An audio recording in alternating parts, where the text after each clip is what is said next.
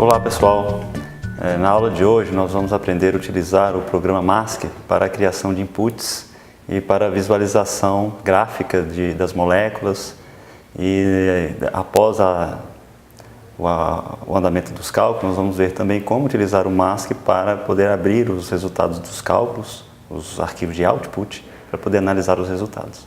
Vamos ao programa então. Bem, se vocês fizeram já aí, devem ter feito a instalação dos programas conforme solicitado na primeira unidade, né? Vocês devem ter aí uma pasta que vocês escolheram para fazer a instalação do Mask. Abrindo essa pasta, temos aí alguns arquivos e uma pasta de help também, né? O arquivo PDF do manual, conforme eu comentei também na primeira videoaula. E mais importante, o arquivo do aplicativo, executável do programa Mask propriamente dito. Então, da maneira usual, como a gente abre qualquer programa, um duplo clique com o botão esquerdo vai abrir o programa. Antes de fazer isso, só queria acrescentar que seria conveniente vocês criarem um atalho para esse ícone no desktop, né, na área de trabalho, se vocês acharem mais interessante. Então, tem a opção aí de criar atalho clicando com o botão direito do mouse, né? E se vocês se sentirem mais confortáveis para poder encontrar esse ícone, a gente pode criar esse atalho aí na área de trabalho, né?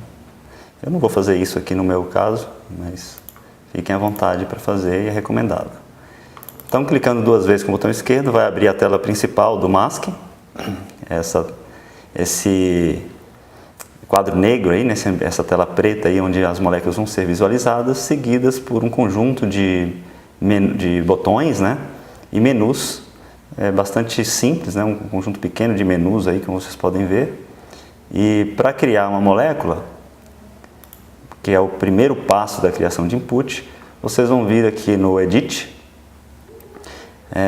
nessa opção de adicionar átomos e grupos, aparece uma tabela periódica resumida, simplificada aí, né? Existe como você aparecer outros átomos aqui, né? Que caso não esteja aqui nessa tabela simplificada, mas para o propósito dessa disciplina, todas as moléculas que nós vamos montar são compostas por átomos que estão contemplados aqui nessa versão simplificada da tabela. Então não há necessidade de preocupar com outros elementos, né? Então, antes de começar, eu só queria mostrar aqui essa opção, que é ordem de ligação, né? Bond order. Aí tem simples, duplo e triplo.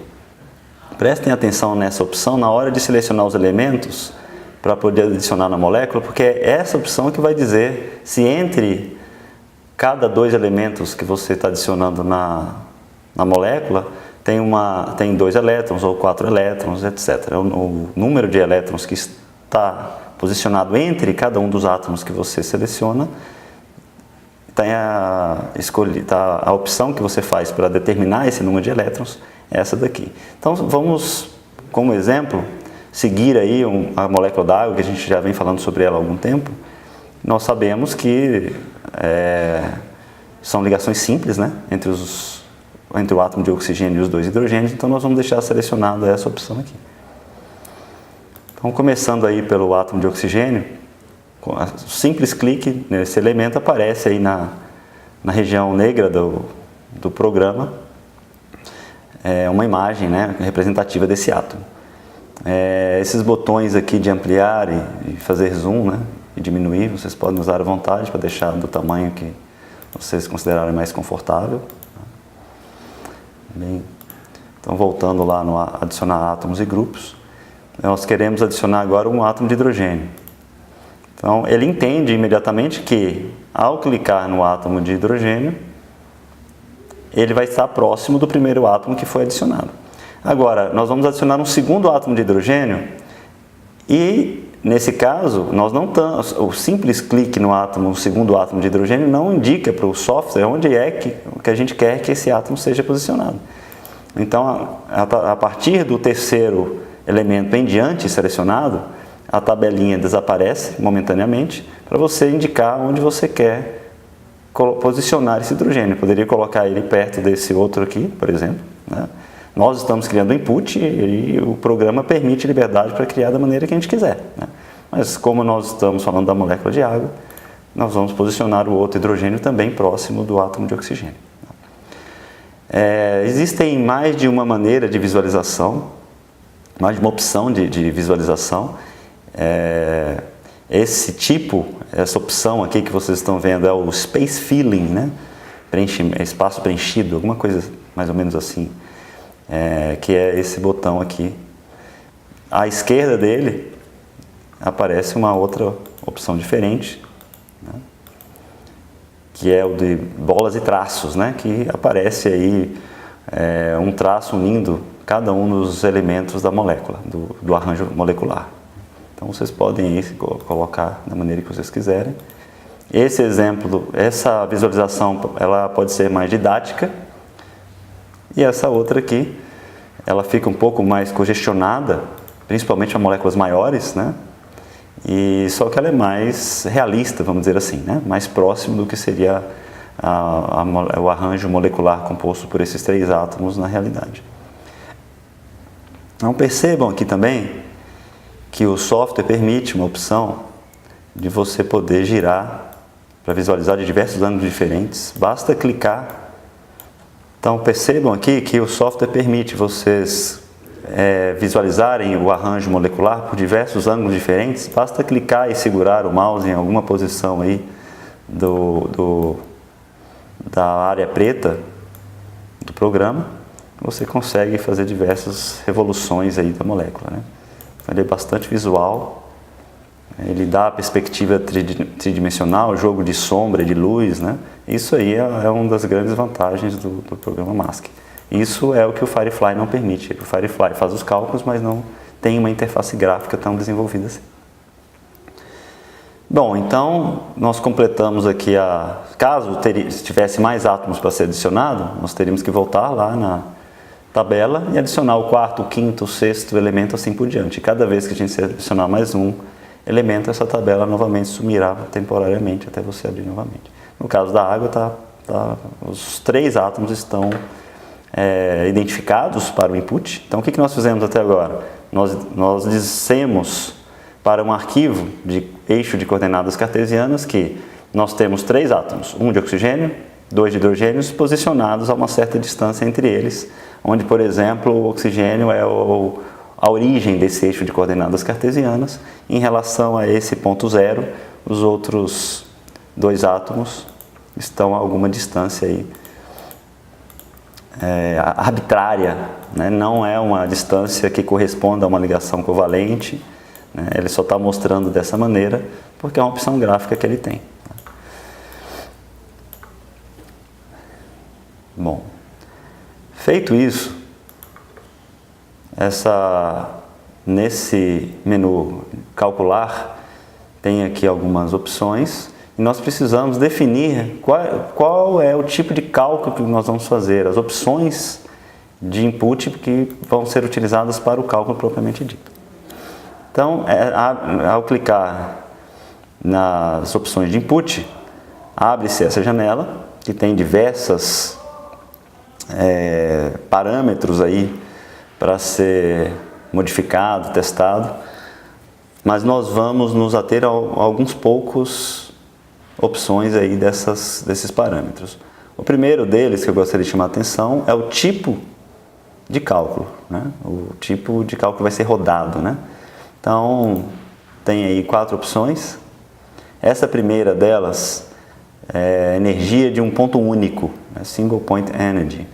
Isso vai calcular a energia exatamente da maneira como foi criado o input, por aquele único ponto, sem tentar fazer uma otimização nas distâncias e nos ângulos do arranjo molecular. Então ele simplesmente vai dar o valor de energia que corresponde ao input da maneira que foi criada, com essas distâncias, esses ângulos rígidos, congelados, sem nenhum tipo de otimização.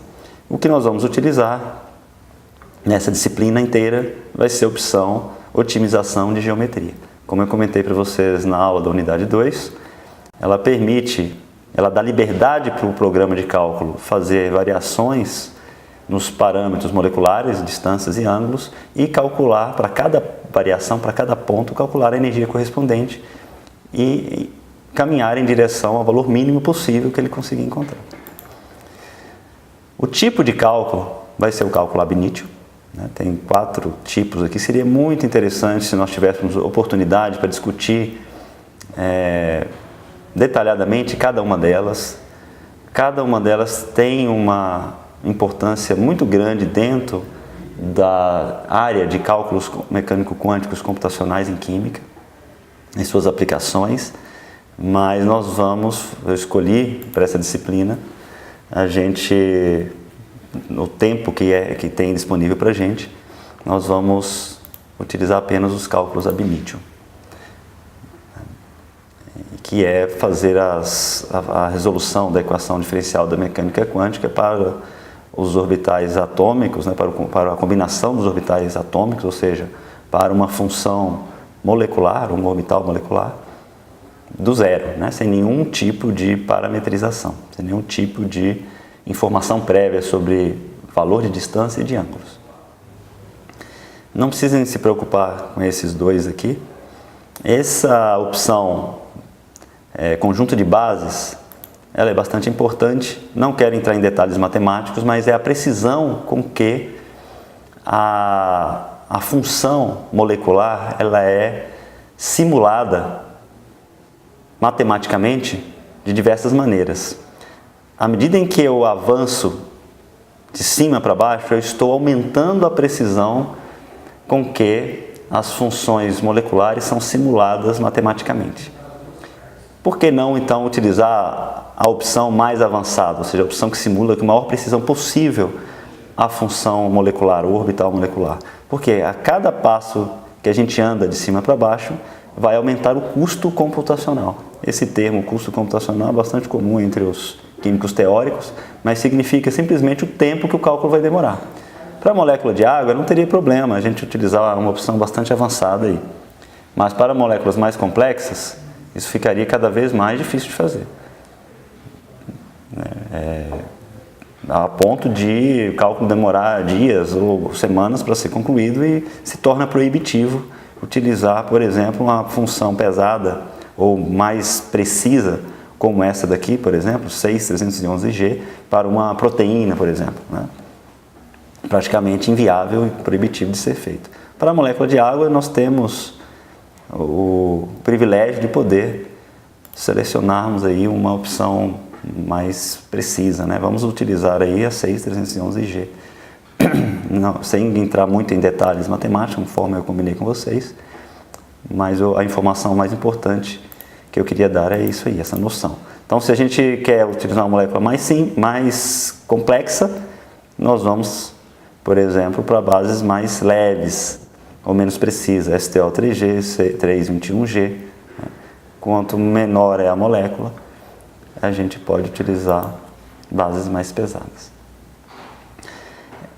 Funções de polarização, também não quero entrar em detalhes, mas é possível aumentar um pouco mais a precisão utilizando algumas funções. Isso, lógico, isso tem que ser analisado de uma maneira criteriosa. Não é simplesmente clicar nesses botões porque eu acho que isso vai aumentar a precisão. Temos que conhecer o nosso sistema, saber o que estamos fazendo, o que nós estamos querendo, qual é o objetivo. Mas, por exemplo, uma questão simples para ser feito seria utilizar a polarização de orbitais P em átomos leves, como oxigênio, por exemplo, e polarização nos orbitais S, nas funções S, nos átomos de hidrogênio. Essa seria uma opção de deixar ela ativa ou desabilitada. Para saber se é melhor habilitado ou desabilitado, não tem como adivinhar antes, a gente tem que rodar os cálculos das duas maneiras e comparar o resultado. Comparar qual deles chegou a menor energia. Existe um postulado em química teórica que se você fez dois tipos de cálculos diferentes, aquele que resultou na menor energia, ele é o mais correto, ele é o mais preciso. Tá? Então, vamos começar utilizando sem habilitar essas opções aqui. Vamos deixar de lado também essas outras opções. Nós não vamos mexer aqui, mas só queria chamar a atenção, que é o tipo do arquivo que será gerado, né? um eixo, uma lista, uma tabela de posições dos átomos em coordenadas cartesianas, e a outra maneira, outro tipo de coordenadas é a matriz Z. Mas nós vamos usar o eixo de coordenadas cartesianas, é o que nós estamos comentando aqui desde o início da disciplina. E dar OK. Para você salvar esse input, que seria o último passo, nós vamos aqui no menu Arquivo, File, Salvar como, e aí podemos dar um nome bastante sugestivo aí para aquele cálculo. Então, seria interessante informar qual que é o arranjo molecular, H2O, a fórmula molecular, né, do sistema de interesse que nós estamos tratando. Um dos parâmetros que nós alteramos lá foi o 6, a base, né, utilizada foi o 6311G, então eu coloquei aqui. Poderíamos colocar aqui que é um cálculo ab initio, mas nesse contexto da nossa disciplina, como eu só vou usar cálculo ab initio, fica redundante informar isso aqui. Eu vou utilizar o nome menor possível. É claro que vocês podem criar o nome que quiserem, né?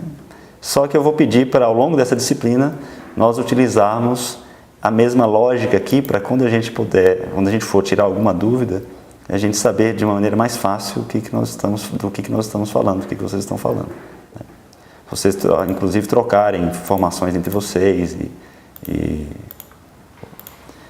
discussões, né, que podem ser geradas a partir dos exercícios dessa disciplina, vai ser muito mais fácil a gente manter a mesma lógica aí.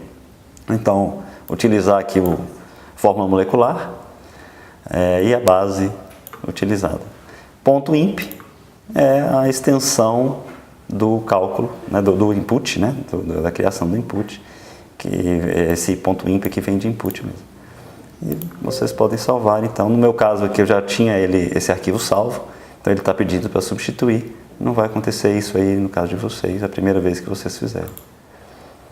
E aí vocês podem, uma vez que vocês têm salvo, né, o input, vocês podem fechar o programa e reabrir e abrir o arquivo de input. Novamente, selecionando a pasta que vocês, quando vocês abrirem, vai aparecer novamente a molécula já com o input salvo, né?